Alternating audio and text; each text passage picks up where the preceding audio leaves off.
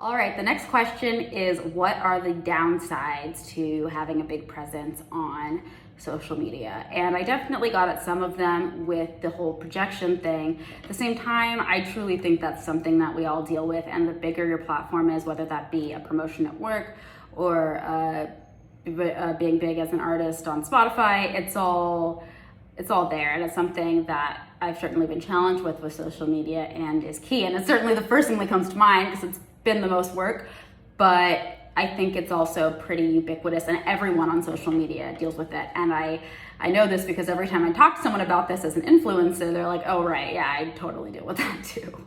Have you ever added someone on social media before meeting them on a first date that you met online, or you met at a party briefly and then the date's weird? It's that. You're like, it's just like, wait, what's happening in my brain? And so downsides, projection, big downside. No days off. It's really hard to turn off. And I oftentimes put limits in place with myself so that I am forced to take those breaks, like taking off my phone on the weekends and things like that. I really try to stay aware on the little time watchy app to see, how long I'm on there and all of that, because it's really hard to pull away. I mean, it's designed to be addictive, just like everything is, So again, I do think that there's certainly more responsibility the algorithms could take for that. On the other hand, sugar is addictive too. It is individual adults' responsibilities to look after ourselves, right? And so that can mean taking scheduled breaks. Often though, what it means is not often, pretty much always is I'm like, oh damn, I'm looking at my time thing. I was really on for a lot of time. Or I'll just have one of those weeks where I'm like, where did my time go? And it went to Instagram. When you get to the end of the week, you're like, oh my God, I probably spent 20 hours on social media because why is my to-do list still full? And then I will kind of just not be on it as much, more naturally. And then maybe a post will pop off and I'll get more comments, and that's usually how it ramps back up. Actually, I'm having a good time and I'm vibing and we're having good conversations in the comments, or I posted one of these questions and I'm getting cool responses, stuff like that. And so then I'll kind of get more into it, and then have one of those weeks where I don't get stuff done, and then I'll reel it back. So I would love to be kind of the Zen type of person who just posts and responds to a couple and puts it away and doesn't do. But that's not me. I just try to watch it and keep an eye on it. And that's my approach for most things in my life at this point, is to keep an eye on it. Pretty much, I'll have a drink, I'll eat a steak, I'll indulge in this way or that way, and I just try to keep an eye on it, pay attention to how I feel too. That's a big one with social media. That's another downside actually, is as a person with depression and also as a person with personhood, social media triggers a lot of imposter syndrome, but moreover, just straight up jealousy. I want what they have and I'm bad because I don't have it, and also they suck for some reason. Just I hate feeling that. It's so icky, because then I'm like, girl, go out and do it then. I'll say you're flat. My brain just gets so down in the dumps with those thoughts, because then she starts fighting with the other girl in my head, and then I just get so stressed out.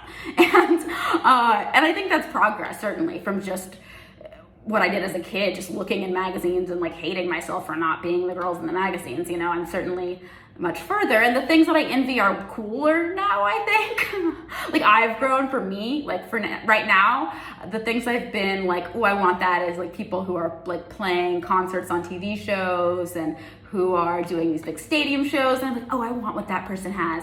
But it used to be I want all my ribs to show, and I want my butt to look like this, and I've done that work. And so that's, I don't know if I'd say this is an upside, but I think a way social media has worked for me is a upside that comes with the downside, and the upside go together, as is often the case in life, is it's really good at showing me what I need to work on.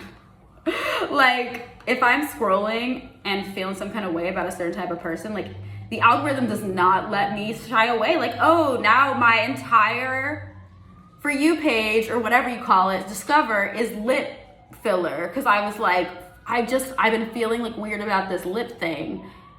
My lips are asymmetrical, and I'm like, oh, people do something about it, and I've been like looking at, and then the next thing this is real, and my lips are great, they're fine, it's fine, everything's fine. If I want to get a little something, I'll get a little something, you know. But yeah, my For You page was like, girl, let me tell you to go to Russia, like, get those things, like, you need to be like 2 sausages or else you are nothing, you know. Like, the Discover and For You pages are so not subtle. They have no chill, as they say, none at all. They just really just spell it out for you, that whatever you're, so that's a blessing and a curse. It's definitely hard. It definitely feels like it's taking me deeper into dark places when I'm there, because it is this, you know, cycle, and it can be difficult to break out of it mentally on the algorithm as well. And so that's a big downside for sure. It's 24 hours of challenge, 24 hours, 7 days a week of challenge, and that is really hard. The comparison part, the aspect about the comparison on social media, you know, there's so much of that conversation happening, and it's great, just the way that everything is so distorted, not just the way people look, but our perception, people showing this or that, and how much control, and what someone's motivation, and, you know, all of these different things, and you can see your quote-unquote competition. There's this thing I just learned about, I think, called the proximity effect, and it's how we're more likely to feel jealous or envious about people who are proximal to us, people who are nearby.